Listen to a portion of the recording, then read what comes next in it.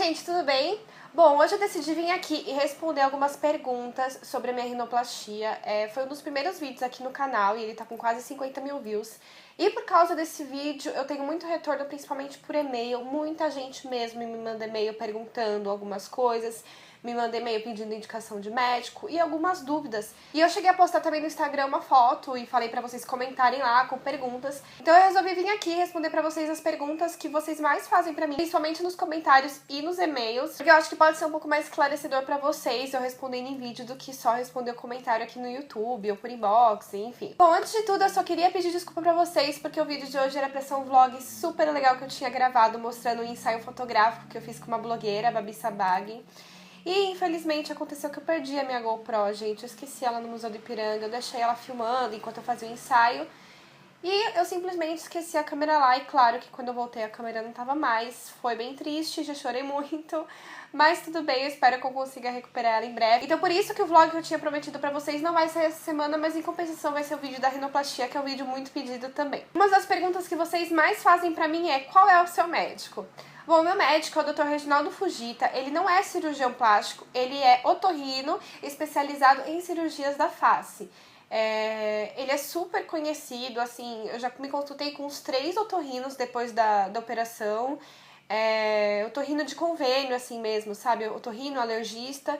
E eu sempre comento que eu operei, né? É sempre bom e sempre importante falar pro médico que você está se consultando que você fez essa cirurgia. Todos os médicos que eu me consultei conhecem o Dr. Fujita, porque além dele ser médico, ele é professor também, então alguns médicos até tiveram aula com ele. Pra quem quiser o contato dele, eu vou deixar aqui no box de mais informações o nome dele e o telefone, eu vou ver se eu acho pra vocês. Ele atende convênio também, então se você quiser ligar lá, conversar, marcar uma consulta pra conhecer ele. Ele atende no consultório em Moema, atrás do aeroporto de Congonhas, e ele opera no Hospital Rubem Berta, que pra mim foi um super hospital, eu gostei muito de lá, gostei muito do atendimento, foi tudo muito bom.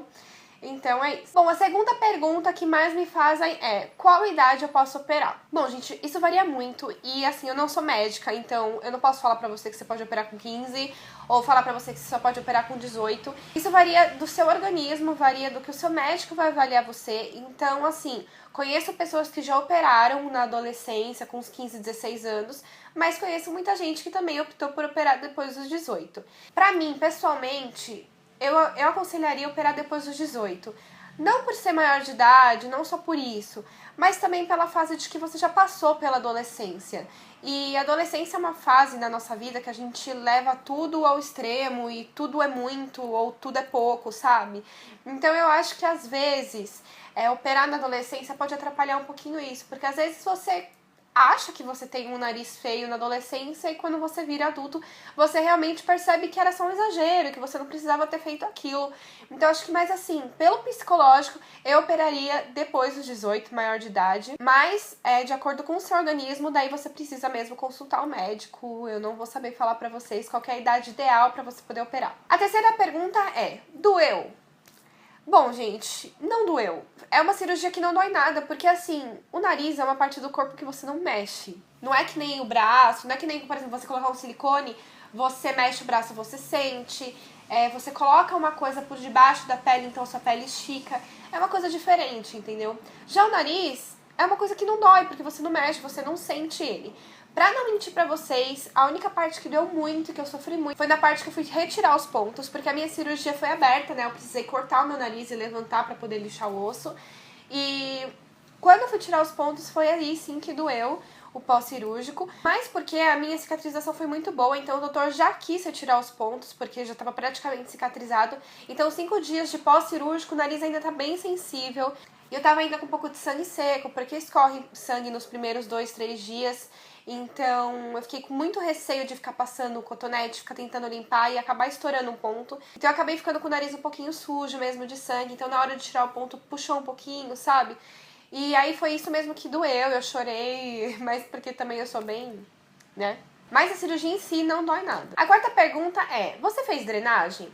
Bom, gente, pra quem não sabe, a drenagem algumas pessoas fazem por indicação do médico, tá? Você nunca pode ir lá e fazer porque você acha que você deve fazer, Porque o nariz fica muito inchado no começo, muito mesmo.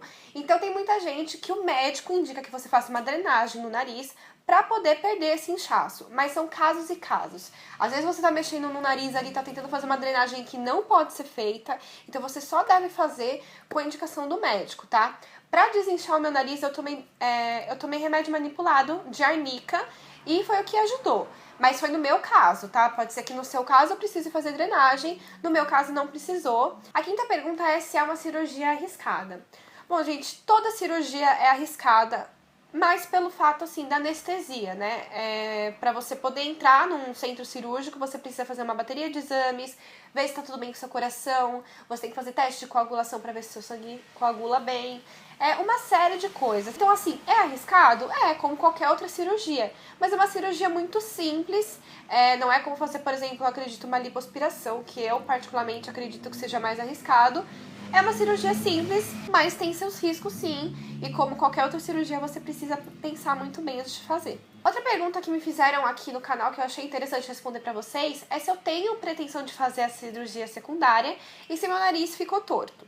Bom, vou explicar pra vocês assim, quando eu sentei no consultório do Dr. Fujita, ele foi bem claro pra mim que existe sim a chance de você ter que fazer uma cirurgia secundária. Porque que acontece? Às vezes você tá lá na operação, eu principalmente que tinha o dorso alto, tava lá e eu tava deitada, e aí depois de lixar e tudo, mas o nariz acaba inchando. Então, às vezes, com aquele inchaço, por eu estar deitada em uma posição mais diferente, não dá pra ter certeza se o osso tá totalmente lixado, entendeu? Então pode ser que depois do 6, 7, 8º mês possa vir a aparecer um ossinho que sobrou, ou pode dar calosidade, pode acontecer uma série de coisas que pode ser sim que você tenha que fazer a secundária. No meu caso, graças a Deus, eu não precisei fazer a secundária.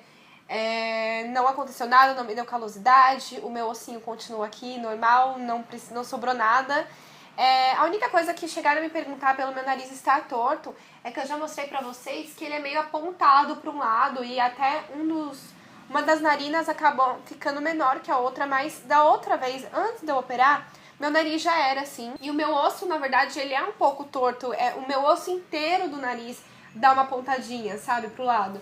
Então, pro meu nariz ficar centralizado mesmo, tipo, bem retinho, ia ter que praticamente cortar o nariz inteiro, eu acho que os médicos nem fazem isso, e sem contar que você só percebe que meu nariz é torto quando eu levanto a cabeça. Então imagina que se eu fosse arrumar o meu nariz agora, ia ficar desproporcional pro meu rosto, porque aí sim ia parecer que ele ia estar pro lado, sabe? Então não é um caso de ter que fazer cirurgia de novo, ter que fazer uma secundária.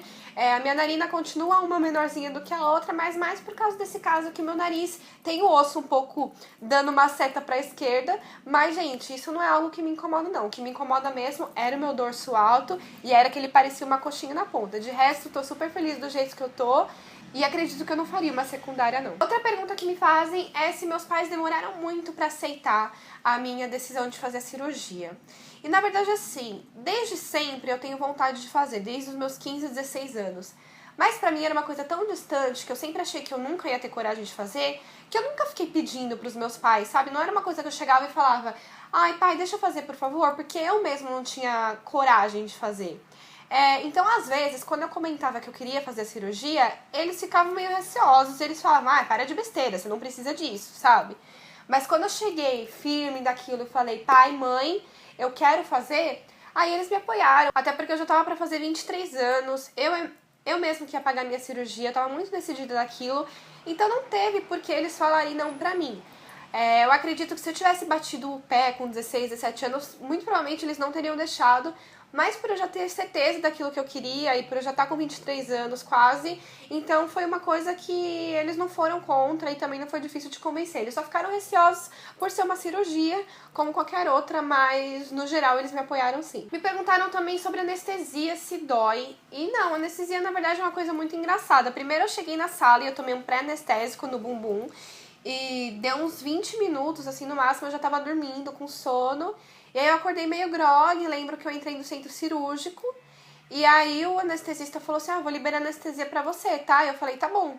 E aí eu senti minha língua formigando e capotei. E aí depois eu só acordei como se nada tivesse acontecido.